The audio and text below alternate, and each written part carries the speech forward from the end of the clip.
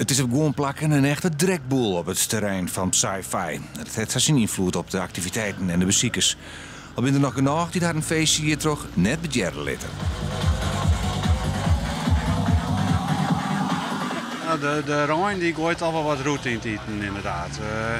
De mooie plakjes die ben al wel wat weird Rijn alweer.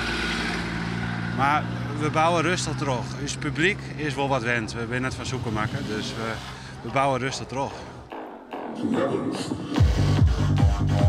Het publiek komt voor deze soort loerde muziek en zelfs voor de sfeer. Wat opvalt dat er een protte bezoekers van 4 komen. Met name Duitsers, maar net linnig.